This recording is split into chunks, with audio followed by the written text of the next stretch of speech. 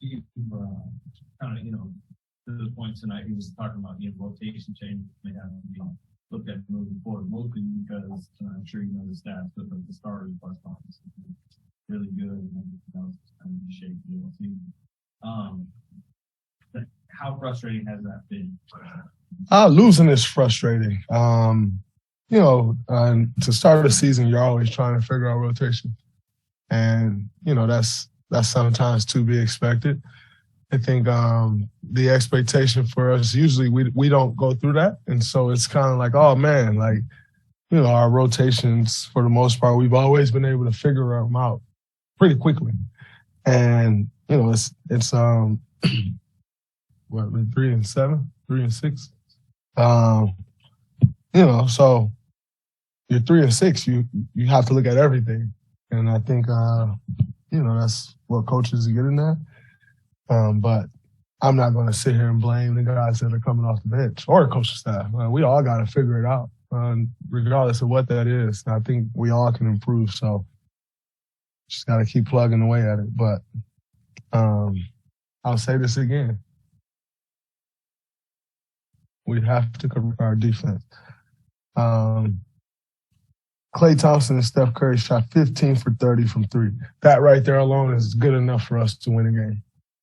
If nobody else hit a three, if nobody else take a three, that's good enough to win the game. So give up 43 points in the third quarter.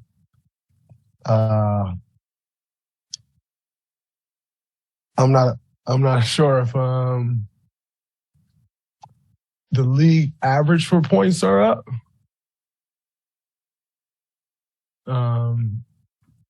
But I feel like we've given up 30-plus points every first quarter. Now, maybe that's a league-wide thing and people are just shooting more, or I don't know. But I know that's an issue for us. And so you start the game off giving up 30 points a quarter.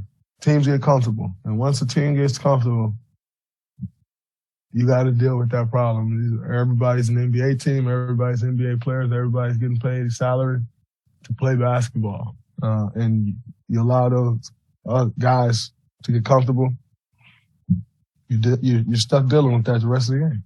Draymond, the leader of the pack defensively, I've talked about this in the past.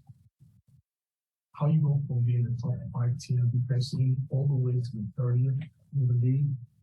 But that has something to do with the larger rotation because it's early in the year. Steve Kerr is trying to use different players, get them to the level that you guys should be to go fit. Is that where you can take into the mental process of the defensive orchestra that is not there? It is definitely a process. And the reality is there's a lot of guys playing this year and playing minutes that they haven't played before. And when that happens, you have to grow together. And it usually shows up on the defensive end more than it does the offensive end. And quite frankly, I think we've struggled a bit on both sides. But, usually when you struggle on the offensive side, our defense usually can save us. And it hasn't. And so, like I said, I'm not going to sit up here and point fingers or, point to our young guys. It's not how we roll. They got to learn. They got to figure it out. And, so yes, they in fact, it is some of their fault. It is definitely some of our young guys' fault. But it's also some of my fault and some of Steph's fault and some of Klay's fault. It's all of our fault. We're not defending at the level that it takes to win games. Now, you take into account that every team wants to beat us because we won a championship last year. You take all of that into account on top of the errors that we're making, and it's tough to overcome. And so I changed the tune of my answer. Yes, it is the young guys' fault, but it is not more their fault than it is our fault. And so, yes, they have some things to learn, and I have no doubt that they will learn those things. But equally, we have responsibilities that we have to live up to, and we're not doing that either. So as much as it is their fault and not knowing rotations and all of that stuff, I must not be doing a great job leading. I must not be doing a great job defensively if our defense sucks, and vice versa. And it's on down the line. So as a matter of fact, I am not taking fault away from them. They have to get better. And that's what we require as an organization in the win. And we have to get better and live up to who we are supposed to be. What about the motivation? You guys going to the fifth, that's the motivation right there. But you have to go through a regular season. Yeah, it's definitely not that. As someone who's at times struggled with motivation against certain teams at certain parts of the season, I don't think it's motivation. I mean, I'll be totally honest with you if I thought it was. I don't think motivation is the problem at all. Quite frankly, there's about half of our team that's won a championship. There's 4 guys on our team that's won 4, and 1 that's won 3. There's some younger guys with 1.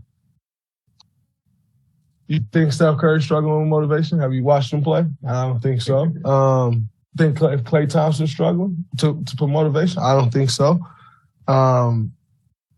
Quite frankly, I don't think Looney is struggling with motivation. And I don't think I'm struggling with motivation.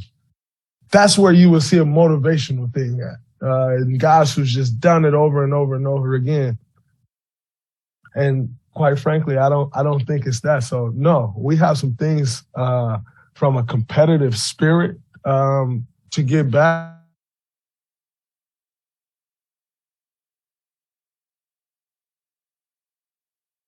But I don't think that's due to motivation.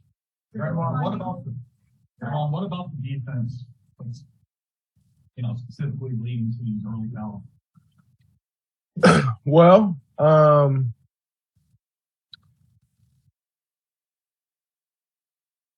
I think I am pretty good defensively off the ball.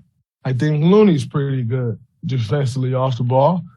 And I think Wiggins is very good on the ball. And so we have to be better at the point of attack. That falls on Wiggins. And we have to be better with our rotations. And that falls on me and Looney.